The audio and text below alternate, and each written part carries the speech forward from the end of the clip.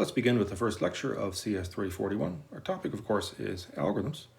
More specifically, how do we find the best algorithmic solutions to computational problems? So first topic, we're going to break this down into three parts. And the first one is how to design algorithms. Now, algorithm design is really an art form, but we can try to gain a foundation of knowledge that will make us more effective algorithm designers. So we can identify at least a couple of facets of this foundation of knowledge. So the first is to have on hand a basic toolbox of efficient algorithms for a repertoire of different problems. And you have that already. For example, the algorithms that you learned in first and second year.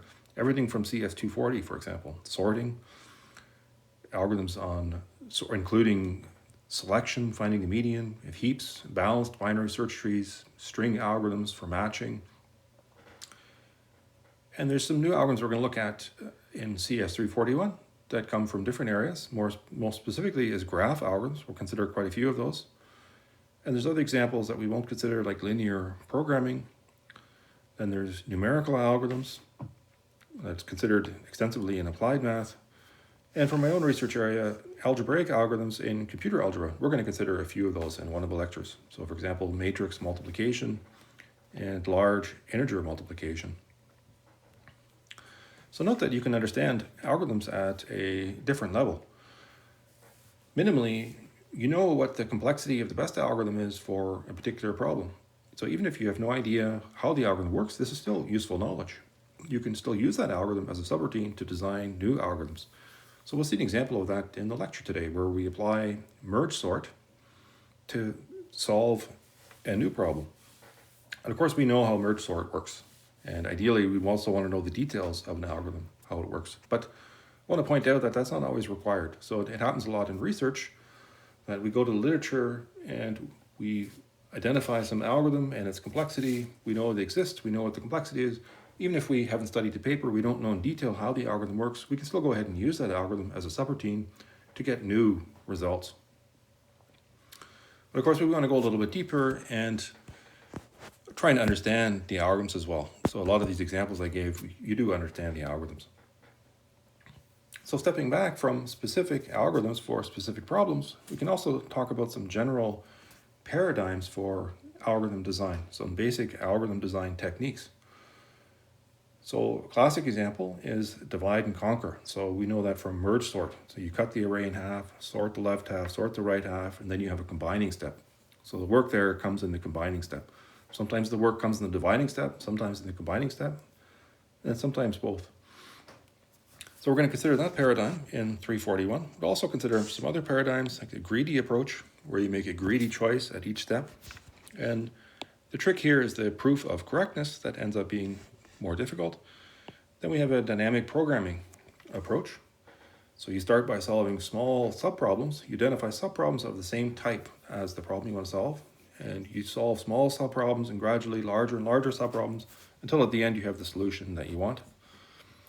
And another paradigm is reductions, where you just use some existing algorithm to do the brunt of the work for you. And you reduce a particular problem that you want to solve, you reduce it to solving a problem that you already know, perhaps with some additional work. And the second topic we're going to consider is the analysis of algorithms. So we want to ask, how good is this algorithm? So in 341, we're primarily interested in the worst case asymptotic running time. And to estimate that, we're going to use big O notation. So there are also notions of average case, but we're going to focus on worst case in 341. And to put our analysis on a more rigorous footing, we're going to consider some different models of computation. So it's going to be a little more formal than what you've seen in your first and second year. So we'll talk about that in the next lecture. And the third topic is lower bounds. The question is, we've designed some algorithm for a problem. Natural question is, do we have the best algorithm? So you've seen some lower bounds already, for example, for sorting. You've seen the big omega of n log n lower bound for the sorting problem, at least in the comparison model. It requires at least that many comparisons. And a new topic we'll look at is NP completeness and undecidability. So NP completeness is referring to the famous problem P equals NP, or rather, does P not equal NP? So it's this class of problems. They all seem to have the same complexity, but we don't know if there exists a polynomial time algorithm for any of them. So we're going to consider that quite thoroughly in the last third of the course. I'm going to consider that, and also consider it in that is this notion of undecidability. So it turns out that there are problems which are quite natural to state, but which have no algorithmic solution. So it can be rigorously shown that there is no algorithm to solve the problem. So we'll see examples of such problems in the last third of the course. So in the remainder of this lecture, I want to consider a kind of a test problem coming from computational geometry. And a classical problem in computational geometry is known as convex hull. So we'll consider some different algorithms that have been proposed for convex hull. And you can find descriptions of most of these in Wikipedia, but the presentation here should be self-contained. And the various approaches we'll look at are going to illustrate some of the ideas that are mentioned on this page. So we're going to see the use of reduction for one of the algorithms. We're going to reduce convex hull to sorting. We'll also use median finding. And we're going to estimate the worst case asymptotic time complexities of the algorithms. We'll also consider a lower bound for the problem of finding the convex hull of a set of points. And then we'll critique that lower bound by asking about the model of computation. So the problem we want to consider today, it's coming from computational geometry. It's known as convex hull. So we're given n points in the plane. So in my example here, here's the points, 1, 2, 3, 4, 5, 6, 7. We have these 8 points. Each point is just given by an x and y coordinate. So the size of our problem is the number of points. And we want to find what's called the convex hull. So consider for a moment that each one of these points are nails in a board.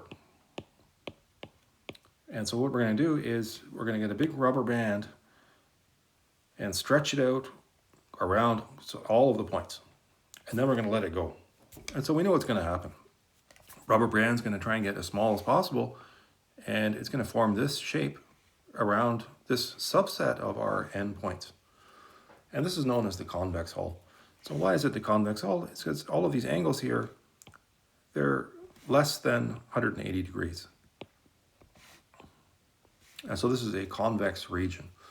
So why is this useful? The convex hull gives the smallest convex region which contains all of the points. So it's better than just a bounding box, for example.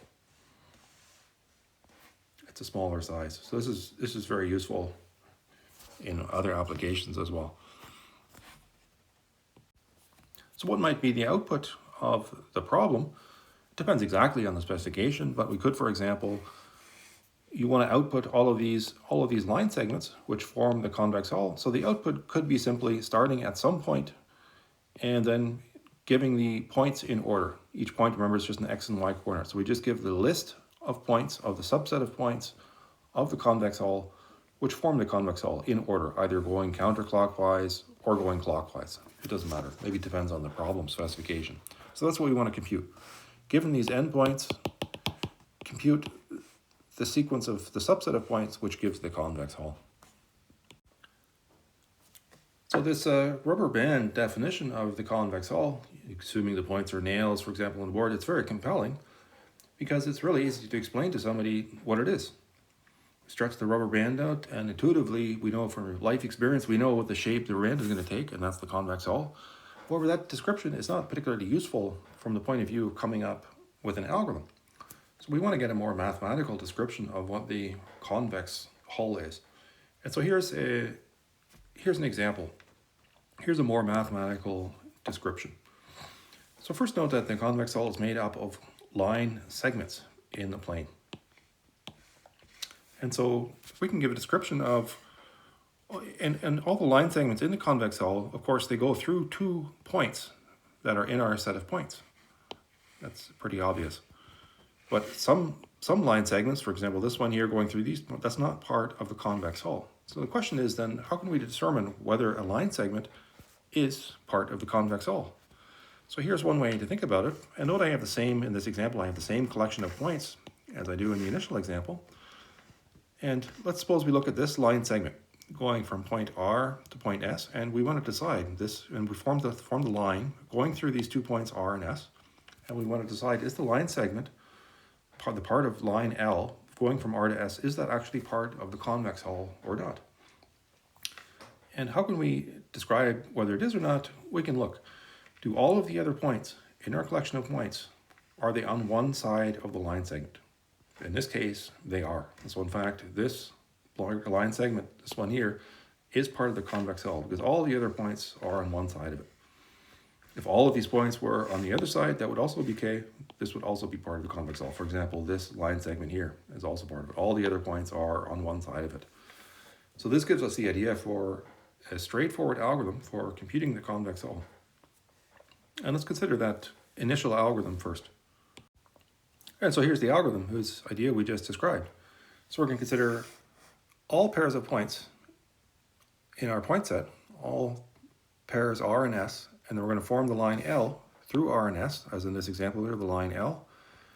And then we consider all other points, all these other points in our point set, we consider them one by one. We call them T. Consider them one by one, and then decide, does T lie, do all these other points, do they lie on the same side of the line L? And if they do, then we keep this line segment here. That's going to be part of our convex hull. Otherwise, we throw it out. It's not part of the convex hull. So it gives a very straightforward algorithm. So here's some high-level pseudocode for the algorithm. So we look at all pairs of points, all pairs from a set of endpoints. So we're going to this loop as order n squared iterations. I could have written big theta of n squared here.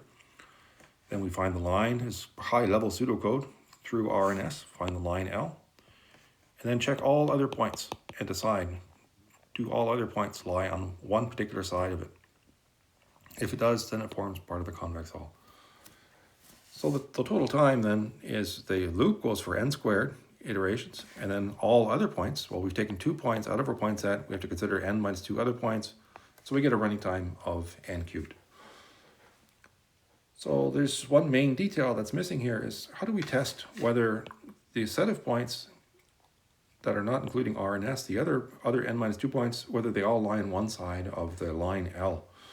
So here's an approach which avoids all sorts of problems like division by zero, overflow. It only makes use of plus minus times, and it only makes use of the x and y coordinates of our points, R, S, and T. And so here's the method. So you form the expression S from your 3 points, R, S, and T. So in this loop, one iteration of the loop, R and S are fixed, and T is going to range over all the other points. So you form this expression here. It's just using pluses and minuses, well in this case all minuses and times, and then we can see. So consider this example here. We have R, S, and T, and we can see this path coming from R to S to T. It's moving in a clockwise direction. So this is like considering 9 o'clock, 12 o'clock, 3 o'clock, well not quite, maybe that's 1 o'clock. Anyway, it's moving in a clockwise direction, going from R to S to T. And it turns out, if it's moving in a clockwise direction, then this expression S will be less than 0, if and only if. And if it's moving in a counterclockwise direction, for example, R, S, and T was up here somewhere, that would be counterclockwise. In that case, this expression would be greater than 0. And the last case is when it's equal to 0, and that means that R, S, and T, they form a line, this path R, S, and T. So this gives us an easy check. So for all other points T, we compute this expression S, and if the sign of the expression does not change for all the points, then we know that this line segment RS is on the convex hull. Otherwise, it's not. So this gives a big O of n cubed algorithm that we could go off and implement. And the natural question is, can we do better? And yes, we're going to see several possibilities. Let's consider then the next algorithm for convex hull. So the next algorithm we want to consider is called Jarvis's March. And I'm using the same example as before, the same set of points. And the scenario is that we have one edge of the convex hull from R to S. So we have this line L going through 2 points, R and S, which is part of the convex hull, this line segment from R to S. The question is, how do we find the next line segment? And by next line segment, I mean a path from R to S to the next point, T, among this collection of points, which we know all lie to one side of the line segment from our consideration from before. How do we find the next line segment? So the idea is to consider the line from through S to another point that's remaining in our collection of points. And we want to find the point in our collection of points such that this angle alpha is minimized. Of course, we know that this angle here, between R, S, and T, this angle is acute. It's less than 180 degrees. And to find the next line segment, we want to choose the point such that this angle is minimized, because we don't want to miss a point. We have to capture all the points in our convex hull. And so the idea is that, and one way to describe it is to take this line segment through S and sweep it down until you find a point that it hits in our segment. Of course, that's not clear how to do that mathematically. So instead, what we do is we just compute the angle from this angle from S to T for all possible T's, all remaining n minus 2 in this case, since we're working with the first line segment, RS. And then we choose the point which gives the minimum angle. And then we know we can grow the convex hull from R to S, from S to T. And then we continue on working from T. And then we would find the next point here, and so on. So at each point, at each time in the algorithm, we need to consider the remaining points and find the minimum of them. And so this gives an n squared algorithm for convex hull. That's better than the n cubed approach from before. So it's actually possible to implement this in such a way that it gives a better running time. Well, it's actually true. You can refine the analysis. The running time is better than n squared. It depends on the number of actual points in the convex hull. At each step in the loop, it requires order n time, but once you found all n points in the convex hull, once you get to this point here, you're going to find this point here, and then you stop. And so you stop after h iterations of the loop, where h is the number of points in the convex hull. So this algorithm is actually output sensitive. So the running time is big O of n times h. Although not an improvement in the worst case of n squared running time, big O of n squared, the running time of big O of n times h is very interesting in practice in many applications for an output sensitive result. A natural question is if we can even do better than this worst case of big O of n squared, and the answer is yes. So let's consider our next algorithm. So let's consider a third algorithm now, and we're now going to appeal to an algorithm that we know, which is sorting. So let's sort the points according to their x coordinate, so left to right. We sorted the points, and that means that we can, in linear time, we have this path going from the points sorted by x coordinate from left to right. We can draw this red path, so we have this in linear time after we have sorted. The sorting costs order n log n. We have this path, this red path. And now the idea is to find the upper and lower boundaries of the convex hull in two separate passes. So I'll leave that as an exercise, but I'll just mention it's just too much fun with this example here. Just consider what happens. So I'm following the red path, and I'm looking for the upper. Let's look for this path here. We don't know it yet. We know the red path. We're trying to find the black path on top here. We have the left boundary, the right boundary. So I follow the red path from the left boundary, and I'm coming up here Well, the first thing I notice, I'm looking for the upper boundary of the convex hull. This angle is not acute, it's obtuse. It's greater than 180 degrees. I can throw this point away. So I know that possibly this is part of the convex hull, but this point definitely not, because it's inside. It's inside the convex hull. And I go on, and I'm moving down. So far, so good.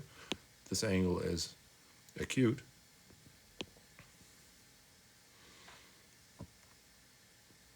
I go up to this point, and here's a big problem. This is very obtuse angle, so I can throw this point away. And now possibly a candidate for the convex hull is here, going down to here. These 2 points have been thrown away, and so on. I think you get the idea from this point of how this algorithm could work. And so you separately find the path. You find the upper path and the lower path separately. And that can be done in linear time with further work. But the work that was required initially was to sort the points according to their x-coordinate, to have them going from left to right. So the overall voting time, I didn't write it here. This is n order n log n, big O of n log n, dominated by the time for the sorting. And so this is an example of a reduction that we'll see again and again. So we're using an algorithm that we know, sorting, to solve a new problem.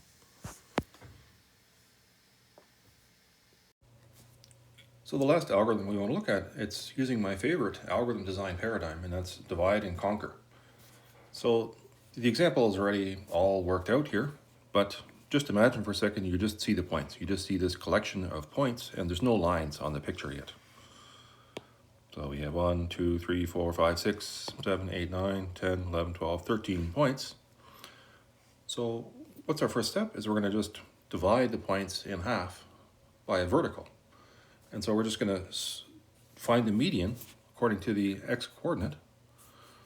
So that can be done in linear time. And then we can find a dividing line. So this is our first step. We find this dividing line, and now we separated the points into this collection on the left of the dividing line and this collection on the right of the dividing line. And now we do a recursive call. We automagically compute the convex hull of the collection of points on the left and on the right. So I say automagically, what I mean is that we don't have to think about how that's done. That's handled by the recursion.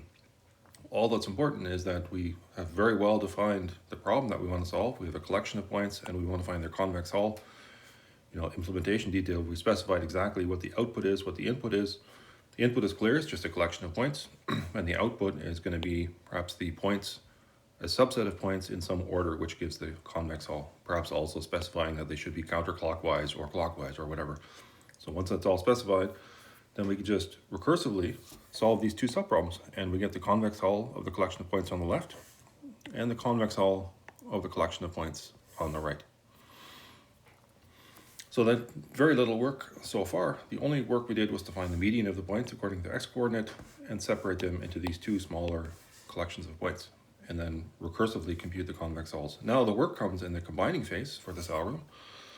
Now we need to combine these two convex hulls to get the convex hull of the entire collection of points. So the idea here is to find the upper bridge and a lower bridge. It's always going to have this form. There's going to be some two line segments, one at the top and one at the bottom, which are going to complete the convex hull to give the convex hull of the complete set of points. So how do we find that? We find the rightmost point according to x-coordinate in the left convex hull and the leftmost point according to x-coordinate in the right convex hull, and then we have this edge E. So what we're going to do is we're going to work on this point, and we're going to go up as far as we can, going around this convex hull on the left, and then we stop because here we're going down again. So we get to the highest point here. Here from this point we go up, and this is the highest point, and so we know this is going to be the upper bridge. And similarly we can find the lower bridge. So this can be done in linear time. There can be at most order n points on this path to get to the top, and similar here. So we can find the upper lower bridge in linear time. And so this gives us our very elegant algorithm, divide and conquer algorithm for convex hull, which has the same recurrence, satisfies the same recurrence, running time recurrence as merge sort, and so we get an n log n algorithm for convex hull. Of course, there's some implementation details that need to be worked out here, like the base case and so on. This is the high-level description. We could go off and implement this. Of course, when you do implement it, you're going to realize there could be some tricky things that happen. What if you compute this dividing line and there end up being a bunch of points on the vertical dividing line? Well, you can think about ways to get around that.